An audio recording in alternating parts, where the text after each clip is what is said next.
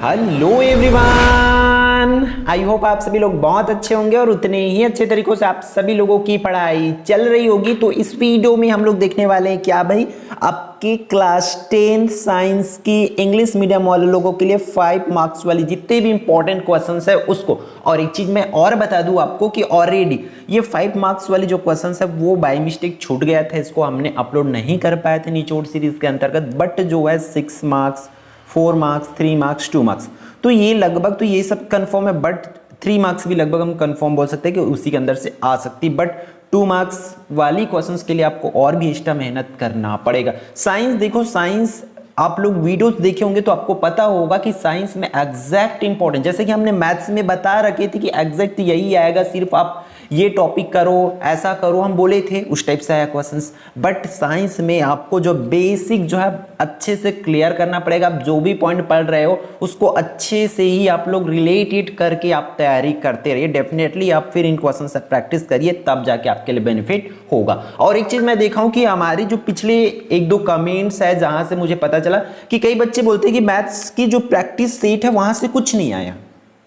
मैं 1-2 बहुत माइनर आया, ये बहुत बड़ी बात होती है, कितना कम माना ऐसे, ठीक है। 1-2 कमेंट है, मैं उन लोगों को बता दूं भाई, आप अपनी लैंग्वेज नहीं बोल रहे, आप किसी और की जो भाषा है उसको बोल रहे हो कि नहीं आया है ऐसा वाला। आप देखोगे हम जो बोले थे कि त्रिकोणमिति में आपको ये करना है, 5 नंबर वाले क्वेश्चंस के लिए ये करना है, 4 नंबर वाले क्वेश्चंस के लिए ये करना है, तो लगभग वही क्वेश्चंस तो आई है भाई।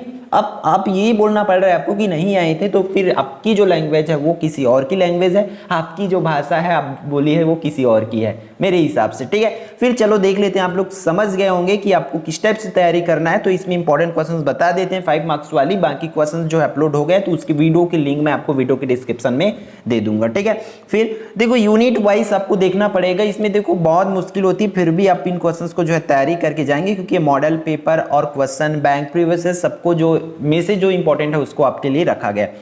देखो क्वेश्चन नंबर 1 इसमें से आपका चैप्टर नंबर 10 से, ठीक है, give reasons for the following.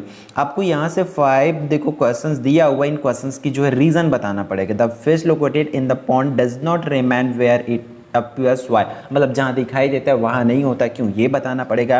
And air bubble in water appears shiny why, जो एयर बबल्स होती है वो शाइनी होता है, दिखाई देता है, क्यों, इसको आपको बताना पड़ेगा, ठीक है। इस तरीके से जितने भी क्वेश्चन है उसको आपको अच्छे से करना पड़ेगा, ठीक है। फिर आगे बढ़ते हैं आपके क्वेश्चन नंबर 2 पर। तो क्वेश्चन नंबर 2 पर क्या बोल रहा है, right the law of reflection, right the types of reflection. फिर रिफ्लेक्शन के लॉ को करना है विद द डायग्राम, आपको फिर कितने टाइप्स के होते हैं उसको आपको एक्सप्लेन करना पड़ेगा, ठीक है। इसमें देखो छोटा क्वेश्चन इसलिए रखा गया क्योंकि साइंस में छोटा भी आ सकते हैं, उसको 2 भाग में 3 भाग में तोड़ भी सकते, इसलिए एग्जैक्ट इंपॉर्टेंट बताना मुश्किल नहीं है। तो आप लोग जो भी क्वेश्चंस बताया जा रहा है बस उसका प्रैक्टिस कर लीजिए और मॉडल पेपर्स भी साथ में आप कर लेंगे, ठीक है। देखो what is critical angle, draw a picture बोल रहा है, क्रिटिकल एंगल को बताना है, फिर उसका पिक्चर भी ड्रॉ करना है। फिर आगे बढ़ते क्वेश्चन नंबर 4 की ओर। तो आपकी स्क्रीन पर आगे क्या बोल रहा है कि what is the total internal reflection, total internal reflection क्या है उसको बताना है। फिर what is the needed for this, और टोटल इंटरनल रिफ्लेक्शन के लिए क्या नीडेड होती है उसको आपको लिखना है, ठीक है।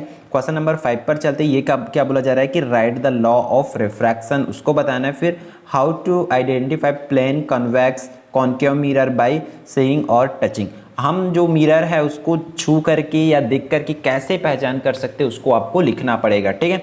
फिर क्वेश्चन नंबर 7 की बात करें तो right any 3 differences between real and virtual image, जो रियल इमेज होती है और वर्चुअल इमेज उस पर आपको डिफरेंसेस जो है करना है। फिर right the uses of the following mirror, जो मिरर है उसका यूजेस आपको पता होनी चाहिए, ठीक है। Concave mirror, convex mirror, plane mirror, ये तीनों मिरर के आपको जो यूजेस है वो अच्छे से पता होने चाहिए। ये तो चैप्टर नंबर 10 से 8 इंपॉर्टेंट क्वेश्चंस। फिर देख लेते हैं इसके और में क्या क्या क्वेश्चंस आपको पूछा जाएगा, ठीक है। देखो 13 में चैप्टर नंबर 13 की बात करें तो reflection and refraction of light from a spherical surface, ठीक है। इस चैप्टर से बात करें तो what is the Snell's law, writes its formula, ये आपको पूछा जा सकता है, ठीक है। फिर डिफाइन द फॉलोइंग, इस तरीके से छोटी छोटी जो क्वेश्चन है इसको पूछा जा सकता है आपको, ठीक है। तो इन क्वेश्चंस को जो है आप लोग बहुत अच्छे से कर लेंगे, लगभग देखो 9 है। इसकी डेफिनेशन आपको पूछा जा सकता है, पहले डेफिनेशन पूछ सकते हैं, कम से कम अगर डेफिनेशन पूछेंगे तो आपको तो 2 से 3 4 डेफिनेशन 5 डेफिनेशन यहाँ तक को आपको पूछा जा सकता है, इसलिए इसको करेंगे। फिर बात कर लेते हैं इसमें से, देखो आपको एक न्यूमेरिकल लिया हुआ है और भी न्यूमेरिकल आपको इससे रिलेटेड कर लेना है, जो मॉडल्स पेपर में होगी या बुक में जो एग्जाम्पल में होगी, वो इस चैप्टर से 13 नंबर चैप्टर से 1-2 एग्जाम्पल है उनको आप लोग कर लेंगे साथ ही साथ इसके, ठीक है।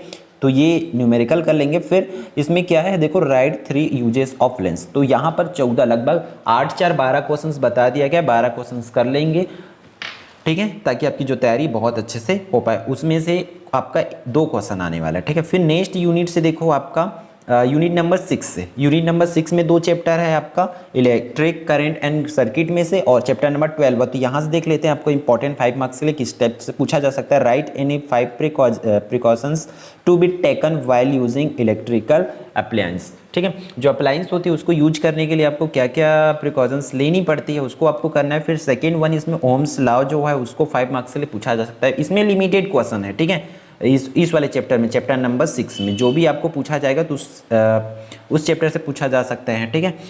थर्ड क्वेश्चन है, इस पर क्या बोला जा रहा है, right the equation of the equivalent resistance by the drawing a label drawing diagram of series combination. तो सीरीज कॉम्बिनेशन और पैरेलल कॉम्बिनेशन दोनों को आपको कर लेना विद डायग्राम भी करनी है और उसके जो भी फॉर्मेशन है वो भी आपको करना पड़ेगा, ठीक है। फिर आगे बढ़ते हैं, आपका क्वेश्चन नंबर 12 यहाँ से आपको इसके और में पूछा जाएगा, ठीक है। तो देखो क्वेश्चन नंबर 1 क्या बोल रहा है, right Fleming's right left hand law. दोनों लॉ को मैं रख दिया हूँ यहाँ पर, ऐसा नहीं कि कोई एक लॉ को रखे, ठीक है। फिर और आप लोग को एक बात बताओ, यही क्वेश्चंस आपको प्रीवियस ईयर में भी देखने को मिलेगा, मॉडल पेपर में देखने को मिलेगा, तो कहीं ना कहीं चांसेस इन क्वेश्चंस की ज़्यादा है, ठीक है। थोड़ी बहुत जो चेंजेस हो सकती है, इसलिए आप लोग इन क्वेश्चंस को अच्छे से कर लेंगे और इससे रिलेटेड क्वेश्चंस भी कर सकते हैं।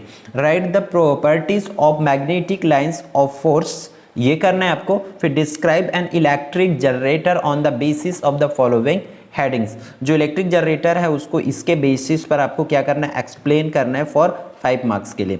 फिर देखो क्वेश्चन नंबर 4 है, इस पर क्या करना है, इलेक्ट्रिक मोटर को फिर से उसकी बेसिस पर ही डिफाइन करना है, डेफिनेशन पिक्चर प्रिंसिपल प्रोसीजर जो होती है उसको आपको करना रहेगा, ठीक है।